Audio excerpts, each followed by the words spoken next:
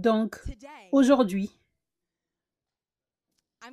je vais enseigner sur le réveil de la fin des temps. Ça, c'est dans cette période que nous vivons maintenant. Le réveil de la fin des temps. Certains d'entre vous, vous vous demandez qu'est-ce que ça signifie. J'ai entendu cela avant. Est-ce que ça signifie que c'est la fin des temps? Est-ce que ça signifie que Jésus revient réellement bientôt? Qu'est-ce que cela signifie? Bien, Jésus avait dit à ses disciples, dans Actes 1, verset 6, les disciples, vous savez, après que Jésus ait été ressuscité, il était apparu à ses disciples et il les enseignait. Et les disciples étaient tous anxieux. Ils se disaient, OK, est-ce que nous allons vaincre nos ennemis maintenant et restaurer le royaume d'Israël? Les disciples étaient anxieux. Ils pensaient que tout allait se produire en un jour. Mais en réalité, ils étaient réellement au début de ce qui se passe encore aujourd'hui, des milliers d'années après. Un trajet pour apporter le message du salut aux perdus et pour apporter le royaume de Dieu ici sur terre. Donc, Acte 1, verset 6. Alors, les apôtres réunis lui demandèrent, « Seigneur, est-ce en ce temps que tu rétabliras le royaume d'Israël ?» Il leur répondit, « Ce n'est pas à vous de connaître les temps ou les moments que le Père a fixés de sa propre autorité. Ce n'est pas à vous de connaître les temps. Mais vous recevrez une puissance, le Saint-Esprit survenant sur vous, et vous serez mes témoins à Jérusalem, dans toute la Judée, dans la Samarie et jusqu'aux extrémités de la terre. » Jusqu'aux extrémités de la terre. Donc, Jésus les avait rapidement ignorés. Ils étaient comme, mais quand est-ce que ce sera le temps? Et c'est comme ça que nous sommes aujourd'hui, beaucoup de chrétiens. Quand est-ce que Jésus va revenir? Jésus va revenir demain. Jésus va revenir demain. Pour beaucoup de temps maintenant, spécialement la génération qui était avant nous, je crois, il y avait cette doctrine comme quoi Jésus pouvait revenir à tout moment. Littéralement, ils pensaient que ça allait arriver dans une année spécifique. Donc, qu'est-ce que les gens faisaient? Les gens étaient juste assis et attendaient. Ils étaient assis et ils attendaient. Mais Dieu ne nous a jamais dit de nous asseoir et d'attendre. Il ne nous a jamais demandé de prédire le temps et de nous dire, je pense qu'aujourd'hui Jésus va revenir, donc je vais m'asseoir et attendre. Il n'avait pas dit cela aux disciples et il ne le dit pas à nous maintenant aujourd'hui. C'est vraiment puissant ce qu'il dit aux disciples. Les disciples étaient comme, quand est-ce que cela va arriver? Nous voulons partir. Et Jésus dit à la place, ce n'est pas à vous de connaître les temps. Ce n'est pas à vous de connaître les temps. Mais vous recevrez une puissance. Et vous allez être mes témoins. Donc, quand Jésus leur dit ça immédiatement, il fait cela pour changer leur direction. Pour passer de « je m'assois et j'attends » à « va travailler pour Dieu ». Va travailler. Ce n'est pas à toi de connaître les temps, mais tu dois aller travailler. Je te donne la puissance, tu dois être mon témoin, tu dois relâcher ma puissance, tu dois être un serviteur et sauver les gens avant que je ne revienne. Donc ça, c'était le message de Jésus à ses disciples. Et c'est le message que Jésus a pour nous aujourd'hui. C'était un plan du diable pour faire croire aux gens que Jésus va peut-être revenir très bientôt. Parce que ça fait en sorte que les gens s'assoient et qu'ils ne fassent rien du tout. Ils deviennent paresseux. Nous sommes appelés à continuer à travailler, à être des témoins pour Jésus, à relâcher sa puissance jusqu'à ce qu'il revienne. Ça, c'est notre appel, que ce soit dans notre génération ou dans la génération de nos enfants seront appelés à faire la même chose. Nous ne saurons jamais les temps, premièrement. Ce n'est pas à nous d'essayer de comprendre, ce n'est pas à nous de nous intéresser à cela, mais nous devrons juste travailler. Il y a juste quelque chose que j'aimerais partager avec vous, quelques visions prophétiques. Avant que Jésus revienne, la parole nous partage que des choses vont se produire avant qu'il ne revienne. Et l'Église doit avoir une certaine apparence avant qu'il ne revienne. Donc ça dit dans Éphésiens 5, verset 25, « Marie, aimez vos femmes comme Christ a aimé l'Église et s'est livré lui-même pour elle, afin de la sanctifier par la parole après l'avoir purifiée par le baptême d'eau. » Et ça continue en disant, « Afin de faire paraître devant lui cette Église glorieuse, sans tache, ni ride, ni rien de semblable, mais sainte et irrépréhensible. » Donc ça dit que l'Église doit se présenter. Nous sommes une épouse, nous sommes appelés l'épouse. Nous devons nous présenter en tant que l'ensemble du corps de Christ à Jésus comme une Église glorieuse, sans tache, ni ride, ni rien de semblable, mais sainte et irrépréhensible. Et ça dit dans Apocalypse 19, verset 7, « Réjouissons-nous et soyons dans l'allégresse et donnons-lui gloire, car les noces de l'agneau sont venues, et son épouse, l'Église, s'est préparée. » Donc ça, c'est dans Apocalypse. Avant que Jésus ne revienne, Jésus ne reviendra pas jusqu'à ce que l'Église se soit préparée. Dieu est en train de nous aider et il est en train de nous parler en ce moment pour qu'on soit prêts. Nous ne pouvons pas aller à un mariage en ressemblant à une poubelle. Nous devons être prêts. Nous devons être beaux. Cette belle robe doit être incroyable. Aucune tache. Nous devons être brillantes et radieuses. Ça, c'est ce qui va se passer avant que Jésus ne revienne. Donc la pensée et la doctrine que Jésus va venir, par exemple, dans cette année même, comme ça se disait à l'époque, ce n'était pas très spirituel. Parce que c'est vraiment clair dans la Bible, c'est marqué « nous devons être prêts ». Nous ne sommes complètement pas prêts maintenant. Et ce n'est pas dur de le voir. Ce que tu dois faire, c'est de comparer l'Église des Actes aux églises d'aujourd'hui en général. Je ne parle pas de toutes les églises. Je parle du corps du Christ en général.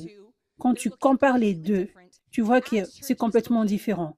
L'Église des Actes est magnifique, comme cela est censé être, comme Dieu a voulu que l'Église soit, comment Dieu a voulu que l'Église opère et comment Dieu a voulu que son peuple soit.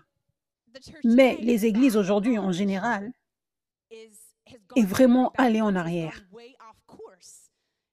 Les églises d'aujourd'hui ne ressemblent même pas aux églises des Actes. Donc maintenant, nous sommes dans le début du réveil de la fin des temps. Donc quand nous disons le réveil de la fin des temps, cela ne signifie pas que Jésus est en train de revenir cette année. Probablement non. Nous ne connaissons pas les temps. Ce n'est pas à nous de le savoir. Mais probablement non. Nous avons encore beaucoup de travail à faire.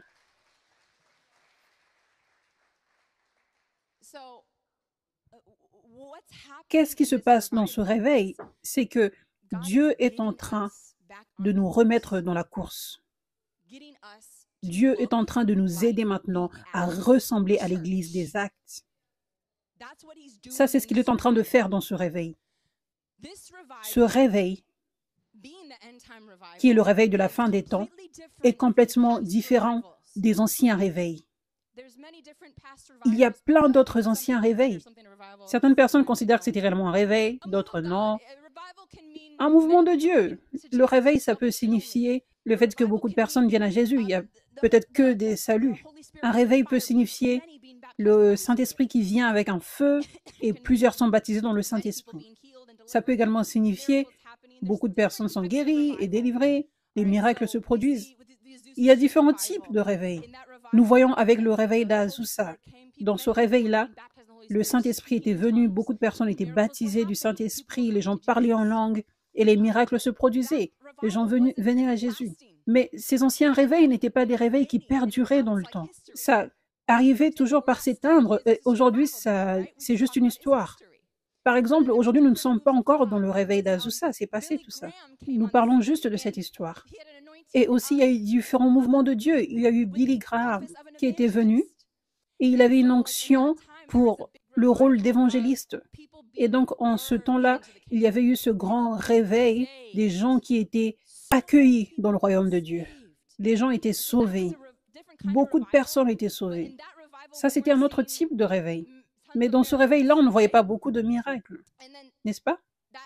Et ce mouvement s'est un peu arrêté, vous savez. Ça s'est limité juste à Billy Graham et c'est tout. Et ensuite, il y a eu le mouvement Jesus People.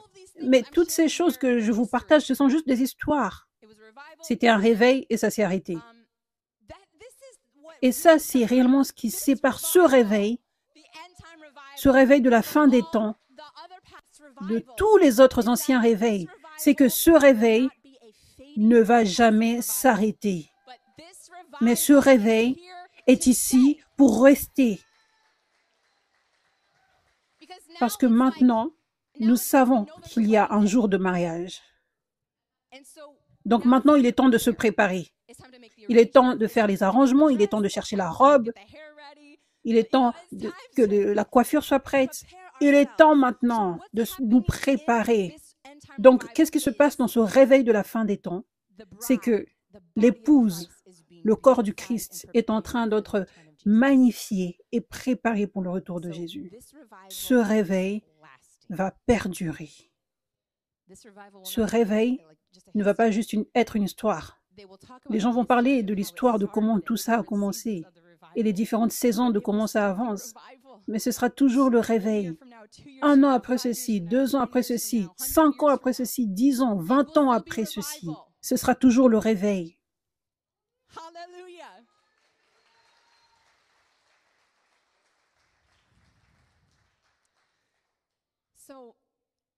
Donc maintenant, nous allons regarder quelles étaient les caractéristiques de l'Église des Actes. Je vous partageais que nous ne ressemblons pas beaucoup à l'Église des Actes aujourd'hui. Peut-être que certains d'entre vous vous posez la question, mais à quoi ressemble l'Église des Actes?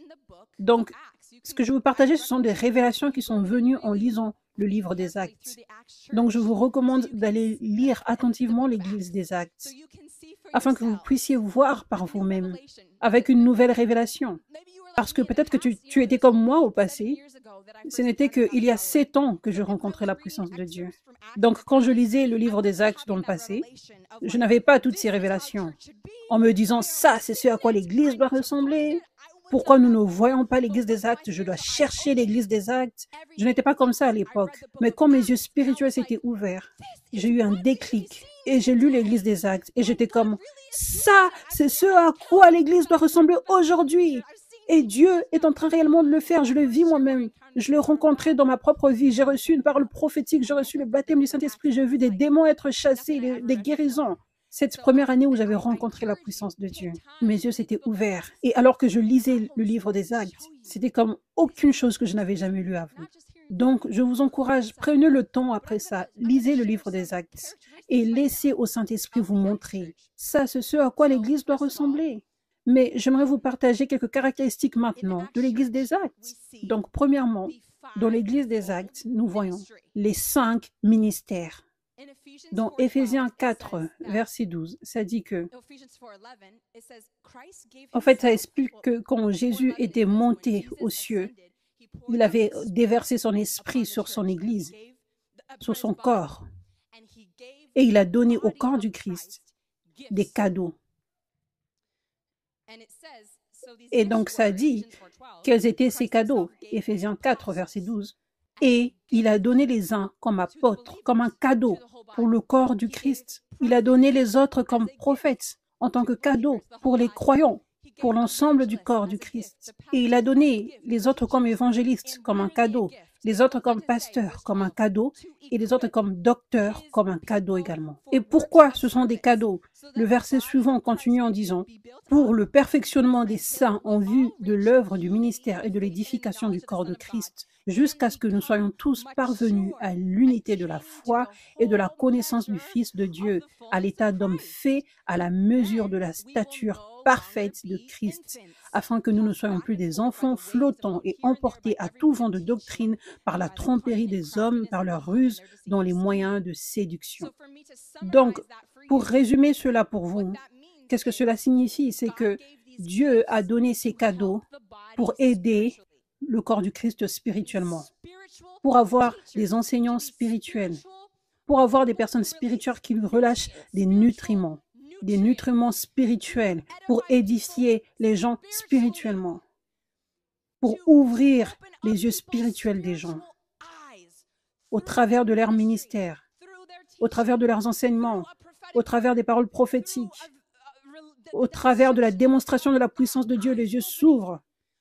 Cet équipement se passe pour vous équiper à être victorieux, un enfant de Dieu victorieux. Victorieux sur le diable. Parce que le diable est sage et il est intelligent dans le monde spirituel. Il est dans le monde spirituel depuis beaucoup de temps. Il est esprit. Il n'a aucun problème pour voir les choses dans l'esprit. Mais nous sommes des personnes charnelles. Nous avons besoin du Saint-Esprit pour qu'il nous ouvre nos yeux spirituels, pour qu'il nous construise, pour qu'il nous édifie spirituellement. Et l'une des plus grandes façons que le Saint-Esprit fait cela, c'est au travers de ces cadeaux qu'il a donnés à son Église. Donc, alors que ces 5 ministères enseignent, les yeux spirituels s'ouvrent. Maintenant, tu peux voir juste comme le diable peut voir dans le monde spirituel. Alors, il ne peut plus vaincre sur toi dans ta vie. Auparavant, tu ne connaissais pas ces stratégies parce que tu avais des enseignements de la part des gens qui n'étaient même pas oints, de la part des leaders dans les églises qui n'avaient pas l'onction et qui n'étaient même pas appelés par Dieu et qui ne portent même pas la puissance de Dieu. Tu as besoin de l'aide spirituelle, pas juste d'un message inspirant. Tu as besoin de l'aide spirituelle, pas du divertissement. Tu as besoin de l'aide spirituelle, pas du temps de socialisation. Et ça, c'est ce qui se passe maintenant dans le corps du Christ en général. Il y a des gens qui ne sont même pas oints. Et nous manquons également beaucoup de cadeaux. Nous manquons les apôtres et les prophètes. Une grande partie des 5 ministères. Éphésiens 2, verset 20 dit, Christ a donné les apôtres et les prophètes. Ils sont la fondation, avec Jésus-Christ comme étant la pierre angulaire.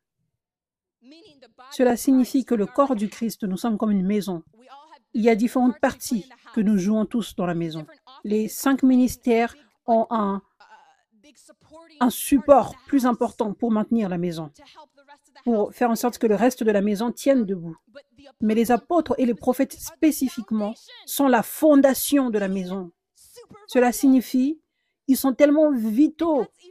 Et ça, c'est pour cela que quand Jésus avait appelé les disciples, au début, il les avait appelés disciples. Et ensuite, il dit, vous êtes apôtres. Donc, lorsqu'ils étaient prêts à recevoir leur appel, il avait relâché cet appel sur eux.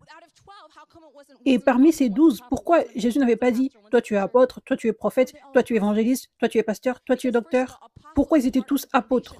Parce que premièrement, les apôtres font partie de la fondation. Les apôtres ont la grâce pour être des pionniers, pour planter les églises, pour commencer les églises, pour briser le sol et aider à ce que la fondation soit construite correctement. Les apôtres ont la grâce pour opérer dans les différents ministères quand ils ne sont pas encore disponibles dans l'Église. Par exemple, l'apôtre peut agir dans un ministère prophétique. Ils ont une onction prophétique en eux également. Ça, c'est une grande partie du ministère de l'apôtre. L'apôtre peut enseigner. Donc, ça, c'est également une grande partie de l'apôtre. Donc, quand le docteur, l'enseignant n'est pas là, l'apôtre peut enseigner avec l'onction pour aider les gens. S'il n'y a pas d'évangélistes, ils peuvent avoir une grâce d'évangélisation sur eux également. S'il n'y a pas de pasteur, ils peuvent également opérer de façon pastorale.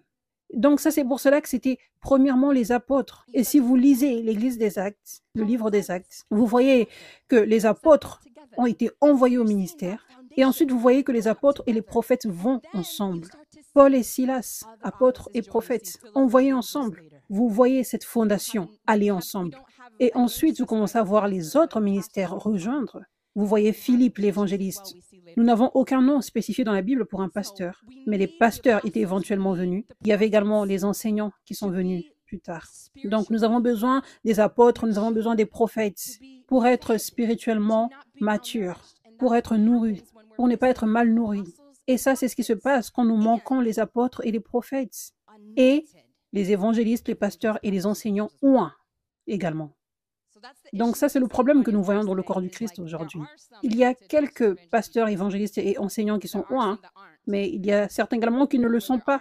Et là où il n'y a pas d'onction, il n'y a pas de puissance de Dieu. Et même s'il y a des pasteurs, des enseignants et des évangélistes oints, on a toujours été proche du zéro apôtre et zéro prophète. La fondation. Donc, ce n'est pas étonnant pourquoi nous ne ressemblons pas à l'Église des Actes. Parce que si nous voulons ressembler à l'Église des Actes, nous devons faire les choses comme l'Église des Actes les faisait, ce qui était le système de Dieu. Nous devons avoir cette structure d'Église. Nous devons avoir le système de Dieu pour relâcher ses enseignements, pour relâcher son esprit, son onction, son équipement à son peuple. Ça, c'est le système de Dieu, les 5 ministères. Donc, nous avons besoin, de nous aligner avec cela. Quand nous nous alignons avec cela, nous allons voir les résultats de l'Église des Actes. Quand nous obéissons à Dieu de cette façon, il vient. Et nous nous trouvons tellement bénis. La vie n'est plus une lutte. Être un chrétien, ce n'est pas censé être une lutte comme ça. Tu es censé être victorieux. Tu es censé marcher dans la vie en abondance, rempli de la paix, rempli de la joie, pas vaincu par le diable tous les jours. Ça, ce n'est pas ce à quoi ta vie est censée ressembler.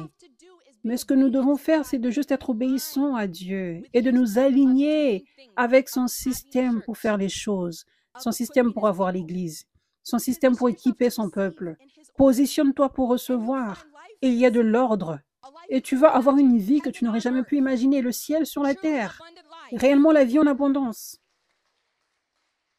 Tu n'as pas besoin de te prendre la tête en lisant la Bible. « Oh, je ne comprends pas cela, je ne comprends rien. » Tu viens, tu te positionnes là où l'onction de Dieu est, là où il y a les 5 ministères, et tes yeux spirituels s'ouvrent. L'onction vient en toi. Tu commences à lire la parole de Dieu et tout s'ouvre naturellement. Dieu te parle. Tu as des vraies révélations et ça t'aide. Tu entends la voix de Dieu. Tu viens juste simplement. Tu te positionnes simplement dans le système de Dieu, là où les 5 ministères sont, là où son onction est. Est-ce que quelqu'un peut témoigner d'avoir vécu cela? Et ça, c'est pour cela que certains d'entre vous ici, gloire à Dieu, parce que certains d'entre vous, vous êtes réellement en train d'acclamer, parce que vous êtes comme, oui, c'est vrai. Mais j'explique pourquoi maintenant. Pourquoi il y a eu un changement aussi dramatique dans vos vies. C'est parce que vous vous êtes alignés avec sa façon de faire les choses. Il est tellement bon, il donne à son peuple ce dont il a besoin. Il équipe son peuple. Il ne fait pas en sorte que les choses soient compliquées. Mon joug est doux et mon fardeau est léger. La Bible nous dit. Ça, c'est ce que nous voyons dans l'Église des Actes. Nous voyons les 5 ministères. Et quand tu lis le livre des Actes, tu vois tous les 5 ministères avec des prénoms, sauf pour les pasteurs. Ils étaient là, mais on ne trouve pas juste le nom d'un pasteur. Mais nous trouvons tous les autres avec leur nom. Ce qui est ironique, parce qu'aujourd'hui, nous n'acceptons que les pasteurs dans l'Église. N'est-ce pas? Mais les apôtres et les prophètes sont persécutés.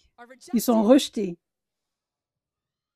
Si les gens pouvaient juste lire leur Bible et prendre la parole de Dieu au sérieux, au lieu de la culture d'église aujourd'hui, de ce qu'ils ont toujours su, de ce qu'on les avait toujours dit, ce que leurs parents les avaient dit.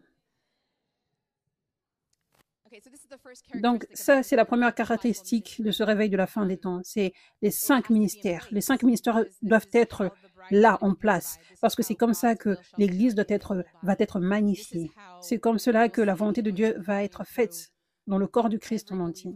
C'est comme cela que nous verrons l'onction couler au travers de la vie de chaque croyant qui est abandonné à Dieu. Nous nous appelons 5F Church. C'est notre nom. Ça, ce n'est pas juste un nom que moi-même j'ai donné. C'est un nom que Dieu m'a donné.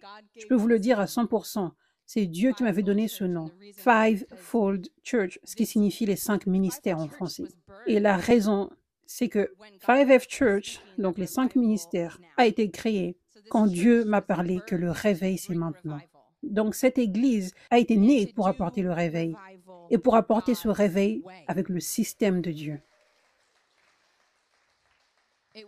Cette Église n'a pas été créée par un groupe de personnes qui étaient assoiffées, qui priaient pour le réveil en pensant simplement aux anciens réveils. et en étant têtu et bloqué. Ça, c'est ce à quoi ça doit ressembler. Ça doit ressembler comme aux anciens réveils. Non, cette église n'a pas été créée de cette façon. Ça a été créé parce que Dieu m'avait appelé alors que je ne voulais pas être une apôtre. Je voulais le réveil, je priais pour le réveil. Je voulais que la puissance de Dieu se manifeste dans la vie des gens. C'était ma plus grande passion. Mais ensuite, Dieu m'a appelé et Dieu m'a dit, fais cela. Ce n'était pas mon idée, c'était l'idée de Dieu. Commence mon église. Et tu vas l'appeler 5F Church parce que je suis en train d'apporter le réveil au travers de cette église et pas juste n'importe quel réveil, mais le réveil de la fin des temps. Et dans ce réveil, les 5 ministères vont être restaurés. Ça, c'est la grande chose que je suis en train de faire dans ce mouvement, dans ce réveil. Et une grande chose qui se passe ce réveil des anciens réveils. Et c'est la chose qui est tellement essentielle pour voir l'épouse église être magnifiée afin que le réveil puisse perdurer dans le temps. C'est d'avoir cette structure, cette fondation en place. Donc, Dieu a dit, 5F Church, c'est le nom, parce que j'apporte ce réveil au travers des 5 ministères. Je suis en train de restaurer les ministères des apôtres et des prophètes. Hallelujah.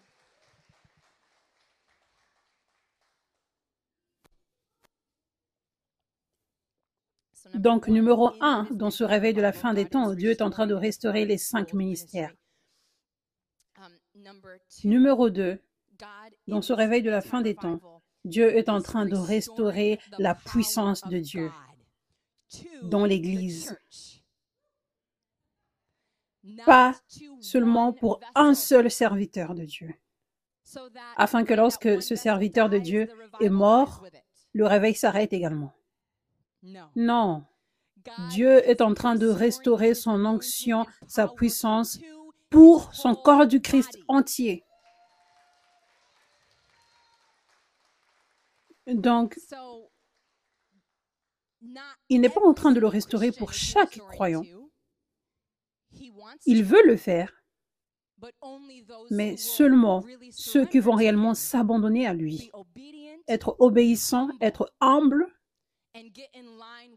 et se mettre en alignement avec son système, s'aligner avec son réveil, pas juste être zélé et vouloir le réveil, mais avec ton propre système, avec ta propre vision. Cette onction ne va pas aller là-bas, peu importe à quel point la personne est zélée, peu importe à quel point cette personne paraît comme incroyable aux yeux des autres.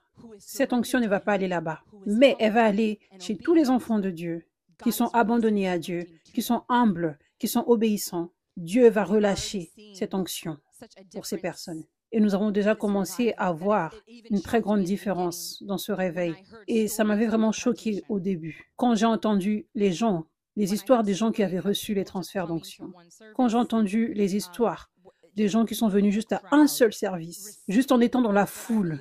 Ils ont juste reçu la parole que j'avais déclarée quand j'ai dit « Je relâche cette onction sur toi et je déclare que tu vas marcher dans les miracles et que tu vas chasser les démons et guérir les malades. » J'ai été choquée quand j'ai entendu des témoignages des personnes en retour qui me disaient « Les démons ont commencé à trembler en ma présence depuis ce jour-là et ils continuent encore aujourd'hui et sont chassés. » Je continue d'être éblouie par Dieu quand je vois, peu importe le type de personne que c'est, revenir avec ce témoignage.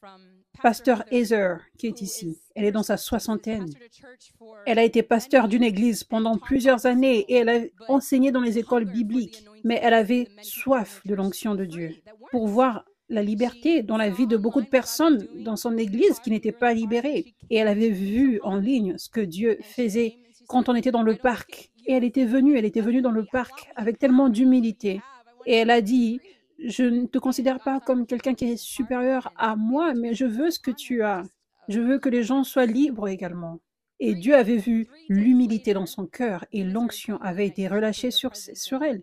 Et juste 3 jours après, les démons ont commencé à trembler dans son église en présence d'elle et elle a commencé à chasser les démons. Et beaucoup ont été délivrés au travers d'elle depuis ce jour-là. Et ça ne s'est jamais arrêté. Et ça, c'était il y a 1 an et demi que cela s'était produit. Et également des gens tellement jeunes, une fille de 17 ans. Elle a reçu juste en ligne. Elle avait juste un cœur pur. Et elle priait pour En fait, elle avait vu sa petite sœur commencer à manifester devant elle des démons. Et elle a commandé au démon de partir et le démon a quitté sa petite sœur. Et ensuite, elle a commencé à prier pour plein d'autres personnes et elle voit Dieu délivrer des gens au travers d'elle partout. Il y a eu aussi des témoignages dans les événements de réveil. Je me rappelle, j'étais dans un événement de réveil à Washington. Et il y avait cet évangéliste qui était là. Il était venu avec un cœur humble, un cœur d'enfant. Il avait son propre ministère, mais il n'avait jamais vu des guérisons et de délivrances. Et il était venu assoiffé. Et il avait juste reçu cette parole qui était relâchée collectivement pour toute personne. Je n'avais pas imposé mes mains sur lui directement. Mais il avait reçu, quand j'avais déclaré « Je relâche l'onction sur vous tous ». Et il avait cru en cela. Il s'était dit « Ce dimanche, quand je vais aller dans mon église, je veux voir la puissance de Dieu se manifester ». Et exactement, les démons ont commencé à manifester en sa présence. Ils étaient chassés. Et ça continue encore aujourd'hui. Et maintenant, sa femme a été délivrée tellement en venant aux événements de réveil. Elle a été guérie d'une maladie chronique et maintenant, elle marche également dans la puissance de Dieu. Elle délivre d'autres personnes également. Ça, ce sont juste quelques témoignages. Vous voyez une différence? Moi, je vois une différence. Je n'ai jamais lu à propos de ceci dans les anciens réveils. Pas beaucoup au moins. Dieu est prêt à se manifester et il est prêt à utiliser son peuple. Il est prêt à utiliser n'importe quelle personne. Peu importe ton passé, peu importe ce à quoi tu ressembles. Est-ce que tu parles bien ou pas? Est-ce que tu es jeune ou âgé? Il est prêt à utiliser les gens qui sont comme des pêcheurs, qui ont un travail ordinaire, qui n'avaient pas réellement un passé spirituel et qui n'ont pas fait des écoles bibliques comme Pierre. Il est prêt à utiliser Paul, qui a tué plein de chrétiens, qui avait un passé horrible, mais il a eu une repentance sincère et il s'est abandonné à Dieu. Il est prêt à utiliser ces mêmes personnes aujourd'hui. Peu importe la personne qui va s'abandonner à lui, il va t'utiliser. Donc, dans ce réveil, Dieu est en train de restaurer sa puissance dans l'Église. Donc, quand tu viens à 5F Church ici, quand tu vas dans les événements de réveil dans lesquels je suis, tu ne devrais pas venir comme les personnes le faisaient dans les anciens réveils, peut-être. Juste en regardant à la personne, en venant juste pour recevoir un miracle et voir Dieu faire des miracles. Mais tu devrais venir dans l'expectative pour recevoir un transfert d'onction dans ta vie. Parce que ça dit dans la parole de Dieu, tous ceux qui croient, pas juste quelques personnes, mais tous ceux qui croient, ces signes leur accompagneront. Ils guériront les malades, ils chasseront les démons, ils vont ressusciter les morts. Et Jésus avait donné cette commission aux disciples quand il les a envoyés pour la première fois pour aller servir les gens. Il n'avait pas dit « Allez prêcher la parole et c'est tout ». Mais il leur avait dit, dans Matthieu 10, verset 8, « Guérissez les malades, ressuscitez les morts, purifiez les lépreux et chassez les démons. Vous avez reçu gratuitement, donné gratuitement. »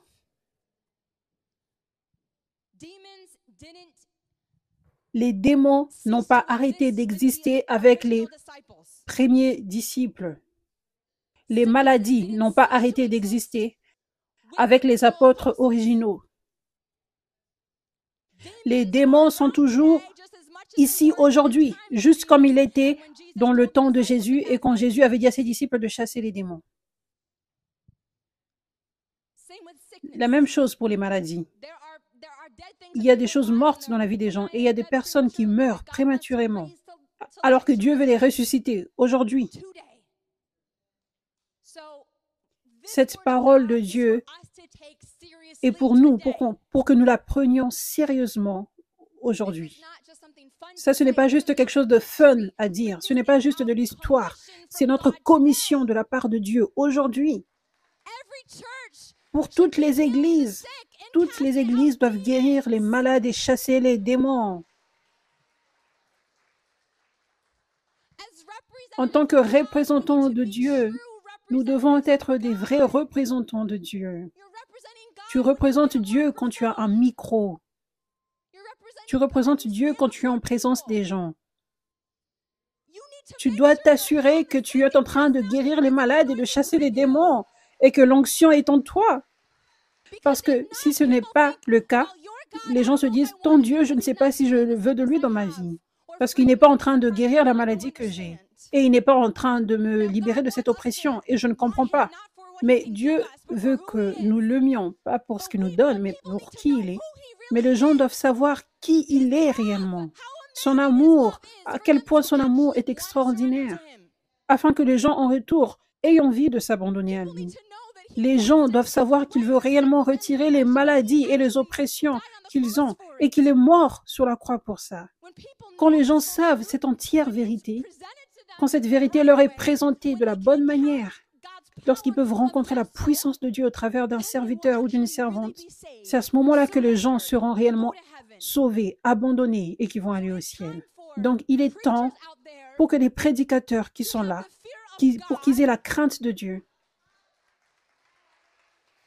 parce que ça, c'est une question sérieuse.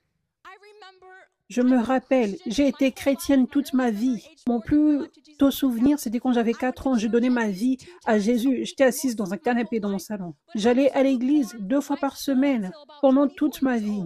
Mais j'étais tiède en partant du lycée jusqu'à mes 24 ans. Je ne voulais pas être tiède. J'allais à l'église pendant tout ce temps.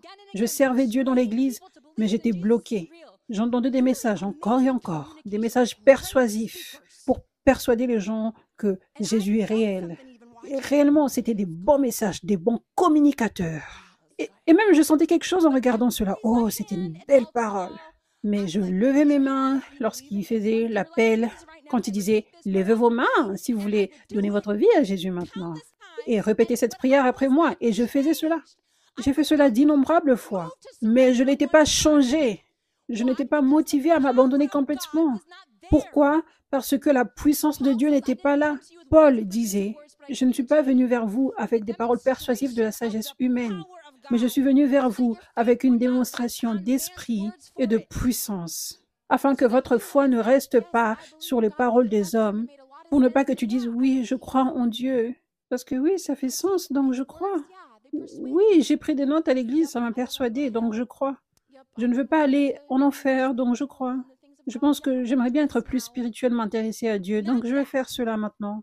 Non, pas cela, mais à la place, la démonstration de la puissance de Dieu va faire en sorte que ta foi reste sur la puissance de Dieu, afin que les paroles qui sortent du serviteur ou de la servante de Dieu soient oints, que l'onction traverse de l'intérieur du serviteur de Dieu et qu'elle entre dans les gens qui entendent, afin qu'il y ait un transfert spirituel qui se fasse, afin que tu aies une rencontre avec Dieu en plein milieu du message. Tu n'es pas juste en train de pleurer à cause des paroles inspirantes. Tu es en train de pleurer parce que Dieu t'a touché et tes yeux ont été ouverts pour que tu voies qu'il est réellement vrai et qu'il t'aime.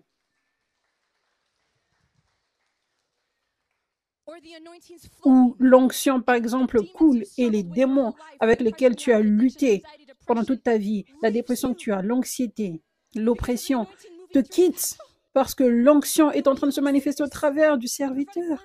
Tu es guéri de la maladie. La parole prophétique te touche et ouvre tes yeux pour que tu voies à quel point Dieu est réel et qu'il t'aime tellement. Donc ta foi repose sur la puissance de Dieu, sur le vrai lui. Donc toi-même, tu es comme « Seigneur, je te donne toute ma vie ».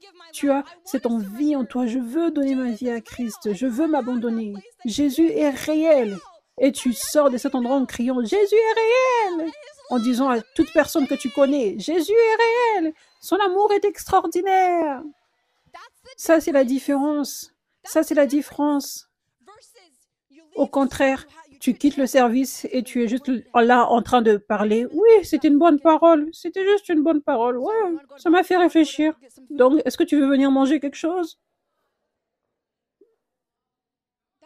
Ça, c'était ma vie avant. Je sais que c'était beaucoup d'entre vous également. Et la raison est simple. Aucune puissance. Ça, c'est le réveil de la fin des temps. Ça c'est sérieux. Ça, c'est sérieux. Nous devons être sérieux. Vous tous, vous devez être sérieux. sur le fait d'être des vrais serviteurs de la puissance de Dieu, ne plus perdre du temps avec les vies chrétiennes tièdes.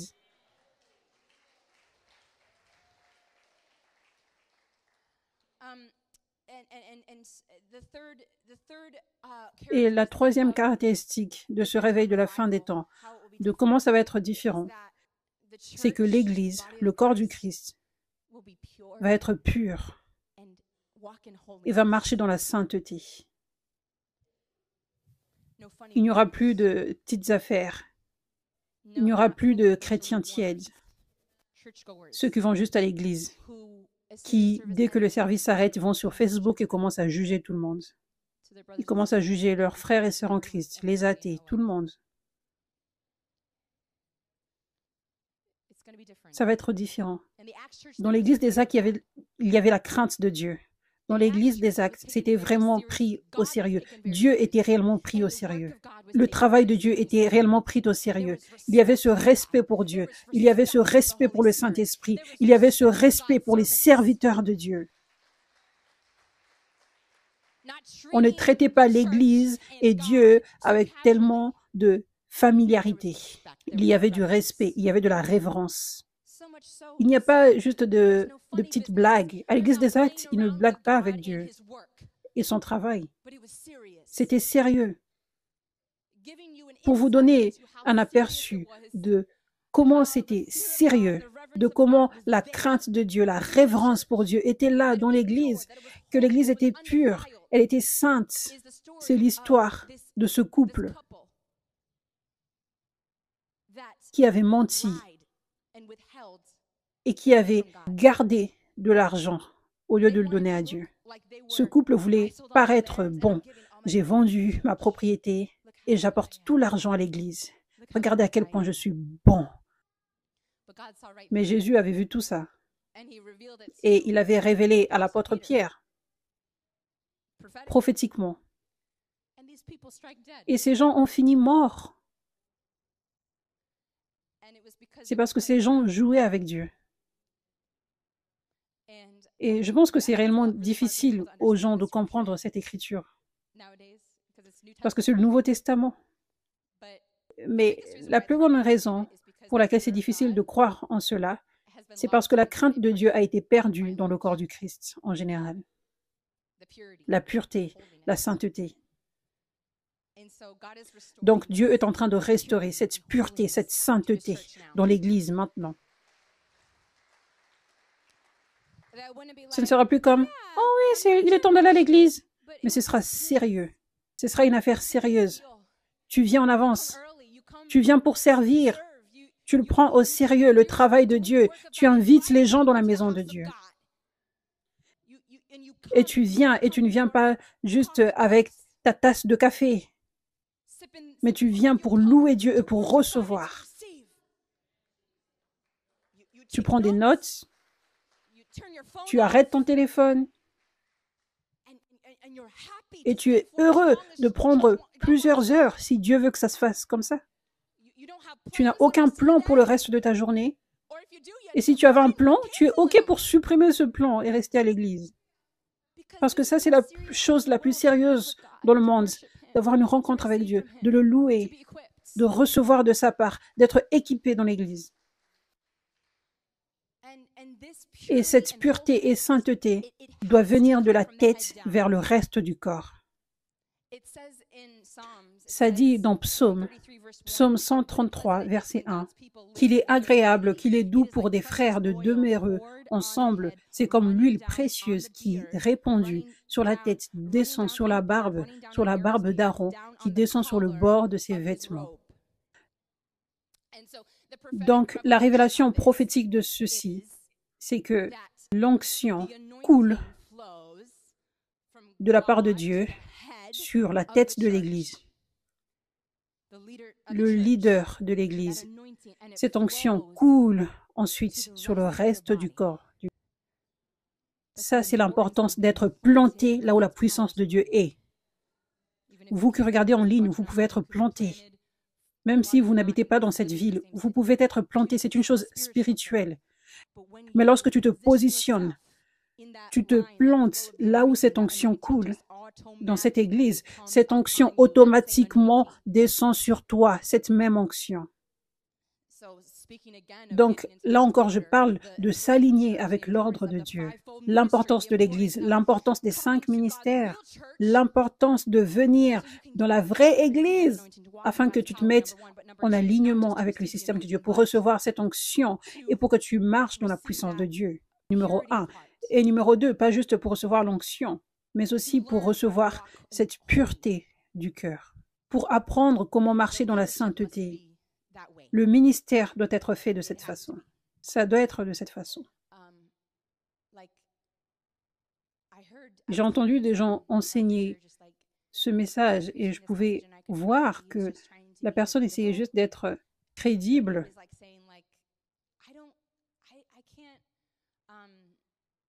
Il disait, moi je ne peux pas me comparer avec cet apôtre dans la Bible parce qu'il était toujours dans le contentement en toutes circonstances.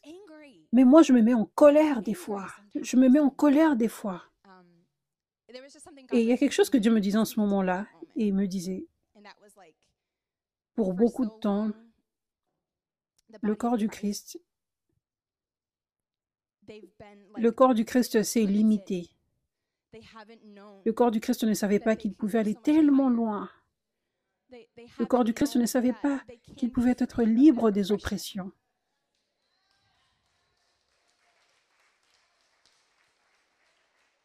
Ils ne savaient pas que cette colère qui te remplit tout le temps, ce n'est pas parce que tu es un pécheur et que tu n'es pas une bonne personne et que ça fait partie du fait d'être humain et ça fait partie du fait d'être chrétien, on n'est pas parfait. Mais non, c'est un démon de colère qui est là, ou un démon d'addiction, ou d'anxiété, ou de dépression. Et Dieu peut te libérer de cela. Ça, ce n'est pas toi, tu n'es pas le démon.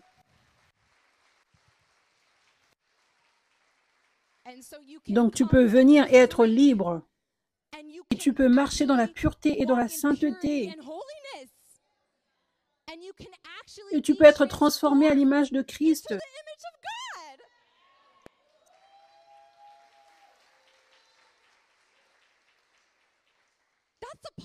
Ça, c'est une possibilité pour toi et ce n'est pas juste une possibilité. L'Église doit entendre cela. Ça, c'est la volonté de Dieu pour toi.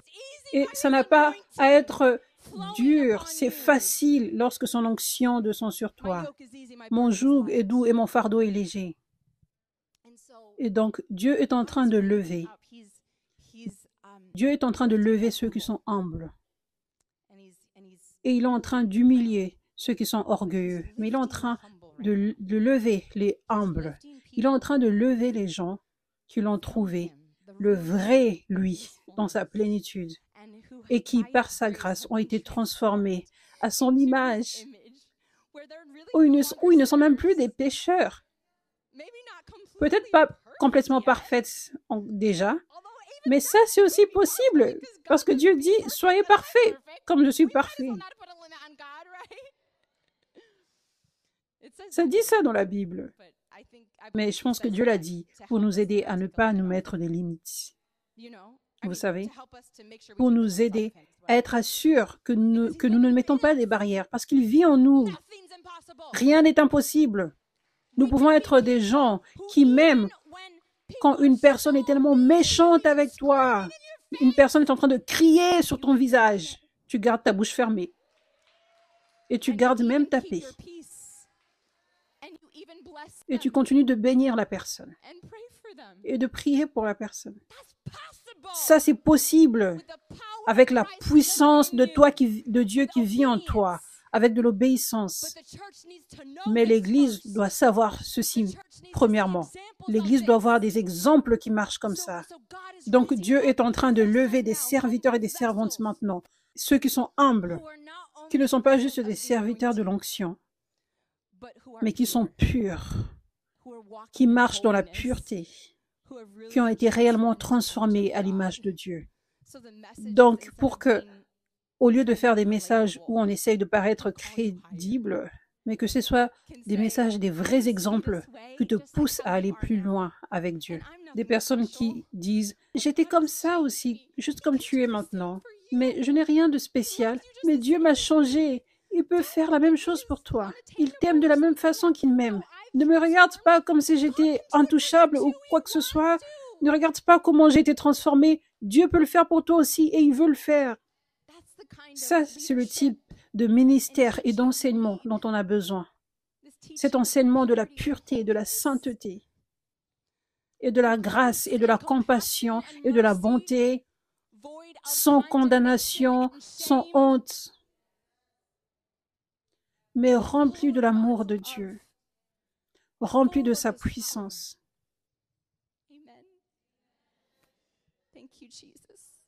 Ça, c'est comme cela que nous verrons tellement de transformations dans le corps entier.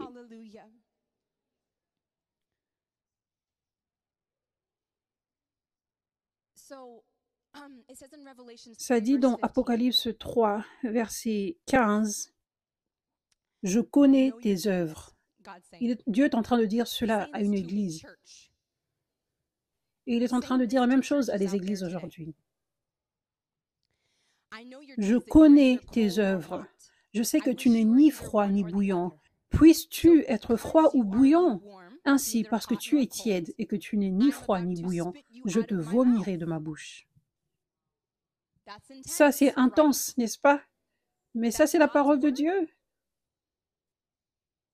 Et ça continue en disant, verset 19, « Moi, je reprends et je châtie tous ceux que j'aime, et donc du zèle, et repens-toi. Voici, je me tiens à la porte et je frappe. Si quelqu'un entend ma voix et ouvre la porte, j'entrerai chez lui, je souperai avec lui et lui avec moi. Celui qui vaincra, je le ferai asseoir avec moi sur mon trône, comme moi j'ai vaincu et me suis assis avec mon Père sur son trône. Que celui qui a des oreilles entende ce que l'Esprit dit aux églises. » Que celui qui a des oreilles aujourd'hui dans le corps du Christ entier, que ces personnes entendent ce que l'Esprit de Dieu a à dire aux églises.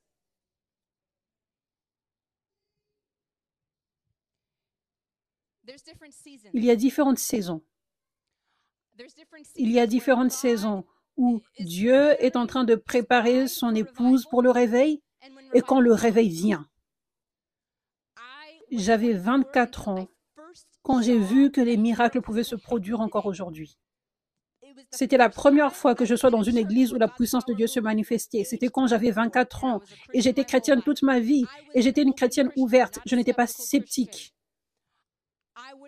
J'allais partout où les gens m'invitaient.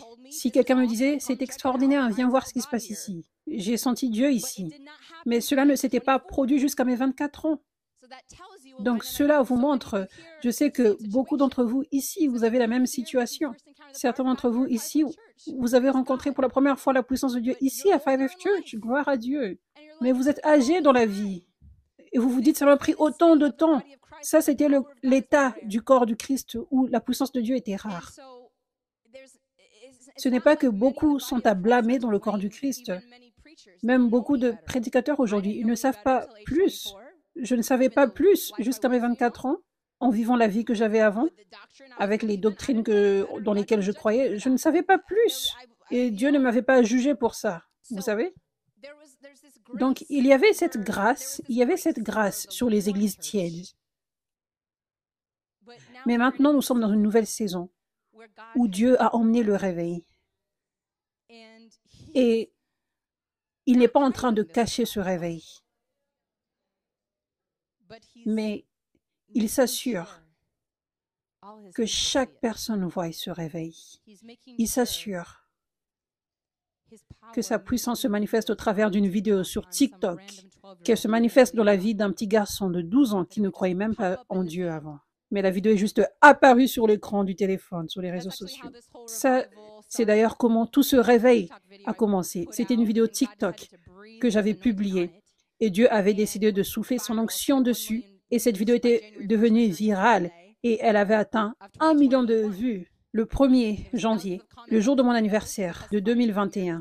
Et il y avait des milliers de commentaires, des gens qui témoignaient des miracles qu'ils avaient reçus juste en regardant la vidéo. Et j'étais choquée. Et j'étais comme, waouh, Dieu est prêt à se manifester. Je le savais, parce que pour des années, ce n'était pas encore temps pour cela. Pendant des années, on avait l'église et il y avait juste quelques personnes. Et son onction se manifestait. Je me rappelle, des gens étaient touchés par les paroles prophétiques. Elles pleuraient, mais tu ne les reverras plus jamais dans l'église. C'était dur de voir le réveil se propager, que la parole se propage dans le monde. Je postais tellement de vidéos et il n'y avait presque aucun like et commentaire. Donc je le savais quand cette vidéo était devenue tellement virale, et pas seulement cela, mais qu'il y avait des commentaires innombrables, des gens qui avaient reçu un miracle. Je savais que Dieu est prêt à se manifester maintenant. Donc, à partir de cela, ce réveil a été tellement viral. C'est difficile de ne pas le voir, mais c'est tout ce que Dieu est en train de faire. Je n'ai jamais payé pour des publicités. Je n'ai pas payé des publicités pour les réseaux sociaux. Je n'ai jamais eu cela. C'est juste Dieu. Je suis prêt à toucher mon peuple. Je suis prêt à montrer à chaque personne que je me manifeste avec puissance. Le réveil, c'est maintenant. Peuple. Vous entendez toutes ces nations qui regardent au travers du monde. Ce n'est que Dieu. Je n'ai pas payé pour une campagne de publicité pour l'Indonésie ou pour aucun de ces pays. Ça me choque comment tous ces pays, il y a certains pays dont je n'ai jamais entendu parler. Nous avons reçu un email de quelqu'un qui nous disait « Est-ce que vous pouvez faire un événement de réveil dans un pays ?» C'était quel pays déjà? Micronésie. Qui a entendu déjà parler de ce pays? C'est une île près d'Australie. Une personne connaît ce pays. Simplement Dieu.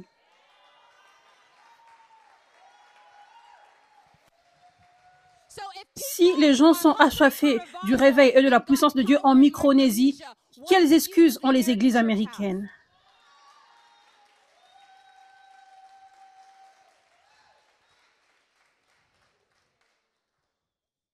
La grâce est retirée.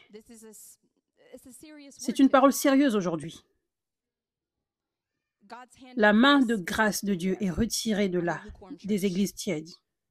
Parce que maintenant, il s'assure, il le rend évident. Ce réveil pour lequel tu as prié, il est ici. Il ne ressemble pas à ce à quoi tu pensais qu'il allait ressembler. Et je n'utilise pas les personnes que tu pensais que j'allais utiliser, mais c'est moi. Viens, fais partie du réveil. Humilie-toi. Humilie-toi. Beaucoup de personnes ici doivent être comme Pasteur Heather. Des pasteurs qui ont leurs propres églises, mais qui voient, ça, ce n'est pas ce que Dieu veut ici. La façon dont je suis en train de faire les choses. Mais Dieu veut que je sois un serviteur de son onction, donc je vais m'humilier et me positionner pour recevoir et faire peu importe ce qu'il veut que je fasse, peu importe ce à quoi ça ressemble.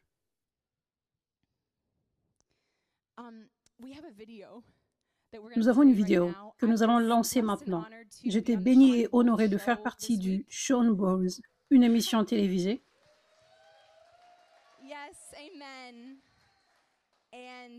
Et juste pour vous renseigner, je vais participer à un programme de délivrance en ligne, un événement en ligne sur son école en ligne. Ce vendredi, vous devez vous faire enregistrer pour participer. C'est sur sa page, mais je vais également reposter sur ma propre page, sur la page de l'Église, et les informations pour cela, si vous voulez faire partie de cet événement en ligne ce vendredi. Mais ça, c'est un clip vidéo. Est-ce que tu peux placer la caméra par là pour les gens qui sont en ligne? Et donc, Shawn a partagé ce témoignage qui m'a réellement ébloui. Je ne connaissais pas sur ce témoignage. Il a partagé ce témoignage d'un pasteur qui était venu dans notre église à 5F Church. Les gens viennent de divers horizons théologiques et vous dites simplement « Venez vivre Jésus » et ils viennent. Et c'est magnifique. J'ai parlé à plusieurs pasteurs qui ont assisté à vos réunions et ils étaient juste affamés. Un pasteur d'une grande église m'a dit « J'ai réalisé que je n'avais plus faim spirituellement, alors je suis allé là où Dieu agissait pour raviver cette faim. » Wow! C'est un pasteur important et il dit « Quand je suis allé à la réunion de Catherine, j'ai ressenti. Je me rappelle avoir éprouvé une telle faim et présence il y a 20 ans. Mais pour une raison quelconque, j'ai laissé cette faim s'estomper et ça m'a profondément interpellé. Je m'étais approché pour recevoir l'onction, car vous aviez prié pour beaucoup de gens à cette réunion. J'ai senti l'onction, mais plus que tout, j'avais faim de la présence de Dieu, et ça a tout changé. J'ai vu des délivrances maintenant. J'ai fait de l'évangélisation de rue. Je suis pasteur principal et je sors avec des équipes d'évangélisation, dit-il. Je ne le faisais pas avant, car j'avais créé une distance entre mon rôle de pasteur et la rencontre avec Dieu dans divers lieux. Donc, j'entends beaucoup de bons retours. Hallelujah. Hallelujah. Isn't that powerful? Cela n'est pas puissant? I was blown away. J'étais tellement éblouie. It touched me Cela m'avait so tellement much. I touchée. had no clue. Je n'avais aucune idée. But this big senior Mais ce pastor grand of a pasteur nation d'une grande église était venu ici. Il s'était humilié. and he really Et il received avait réellement Jesus. reçu. It didn't take too Ça n'avait much. pas demandé beaucoup de choses. You know, look how God is Regardez using him maintenant and he comment didn't Dieu even- l'utilise. Il était juste dans la foule. Moi, je ne m'étais même pas rendu compte que ce pasteur était venu you ici. know, Mais il s'était he humbled humilié himself. And he was et il probably était willing probablement to- prêt à faire ce que Dieu voulait qu'il fasse. and all Et of a tout d'un sudden, coup, that immédiatement, cette anointing onction est venue on sur him, lui, that ce particular transfert d'onction volume of spiritual hunger was est venu brought sur to lui. him. Une soif And now spirituelle a he's seeing été deliverance allumée en happen lui. in Et his maintenant, il voit des ministry. délivrances se produire dans son ministère. So, like what I mentioned with Donc, Pastor ce que Heather j'avais about mentionné how avec God Pasteur directed Heather, her de comment Dieu l'avait conduite to humble ici, herself and come à s'humilier receive pour and recevoir change et things. changer les choses, Change how she changer comment and elle her husband organisait her son husband's église. walking in the anointing Son too. mari So également his marche dans l'onction également. interpretation Il went s'était humilié too. aussi. Ils ont changé des choses dans leur Both of église. them completely Les changed deux how they do in maintenant church ont now. complètement changé comment ils font l'église. They were not casting out demons before. Auparavant, It ils ne takes a chassaient long- pas les démons, mais a good maintenant, amount ils of time in prennent church to beaucoup de cast temps out demons and people pour get chasser set les free. démons, pour que les gens soient That's what libres. God wants. Ça, c'est ce que Dieu veut. Not for the people Il ne to veut be pas que stuck les with gens restent demons. bloqués avec des démons. What even À good is quoi the même word ça of God sert gonna cette do parole de Dieu that you're que preaching? tu prêches? And so what Donc, Pastor ce que Heather did, Pasteur Heather avait fait pastor that et ce Sean Bowles pasteur spoke dont of, Sean est en train de this is parler, what God is ça, c'est ce que Dieu est en train de parler maintenant. not to just two people. Pas à juste deux pasteurs. God is Dieu est en train de speaking parler, de to dire his whole ceci body, à l'ensemble du to his corps, children à who ces are enfants qui sont assis comfortable in confortablement their big dans les megachurches églises with des their méga-churches fancy things avec des choses luxueuses and et entertainment. du divertissement. He's speaking Il est en to train de them. dire I'm ceci à asking beaucoup you de to ces actually personnes. position Je vous yourself where demande de the vous power positionner is. maintenant là où ma puissance est. And he's speaking to Et il est en pastors train de out there, parler he's aux speaking to pasteurs, ministers out there, aux he's speaking to ministres. them to do what Il these est en train de leur dire de faire la pastors même have chose que done, ces deux humble pasteurs ont themselves. fait, de To hear God s'humilier, speaking, I'm d'entendre changing, Dieu you're not parler. changing, Je suis will en you train come de with changer me? la direction. Est-ce que tu veux venir avec moi? 'Cause I still wanna Parce que je use veux you, I toujours wanna use you t'utiliser. more Je veux t'utiliser plus powerfully. puissamment. Even Et même, you tu penses think que you're tu es being utilisé used powerfully puissamment with your huge avec ta platform, communauté en with ligne your huge qui est church, but I énorme. wanna Mais really réellement, use je you veux by t'utiliser my avec ma power to puissance actually pour deliver délivrer les people gens and heal et people guérir les gens. and Et actually réellement save les them, sauver, not pas by juste repeating répète the après prayer moi. that many people may Alors not que actually be beaucoup de surrendered, personnes ne sont but that réellement they pas may abandonnées en actually faisant saved cela. and go Mais to il veut heaven t'utiliser pour que les because gens on soient, the pour que les narrow gens soient path réellement is sauvés surrender.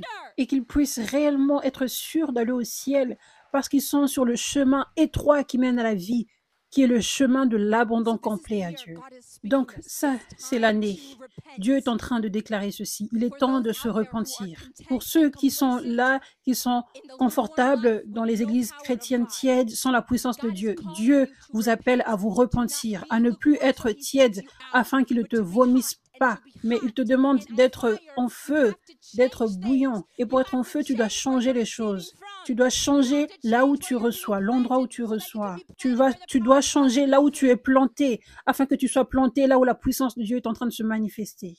We're gonna see Nous allons voir dans in cette this year année specifically, spécifiquement, nous allons we're gonna voir see cette that grâce grace être is retirée off des of the églises lukewarm tièdes. church, Et nous allons and voir we're gonna la see the grâce grace sur les upon vraies God's real églises de Dieu. church. And Et it's pendant longtemps, been les églises avec la puissance de Power of Dieu God étaient la Church's minorité. minority, not Elle n'était mainstream. même pas diffusée en This year ligne. it changes. Mais cette année, ça This change. year the Cette année, power la of God puissance de Dieu will be va être mainstream. diffusée sur les écrans. Power of La God puissance de churches, Dieu, les real églises où il y a la churches, puissance fivefold de Dieu, les ministries vraies églises, là où il y a les 5 mainstream. ministères, vont être sur That les grace écrans. is lifting Cette grâce off of se the retire lukewarm des church. églises tièdes. People Les won't gens be ne able to seront pas en deny it. mesure This is d'ignorer ce qui God. se passe. Ça, c'est And I Dieu. must be a Et part je of dois this, faire partie de son mouvement. a part of this Je dois faire revival. partie de ce réveil. Hallelujah. Hallelujah. Praise God. Thank you, Jesus.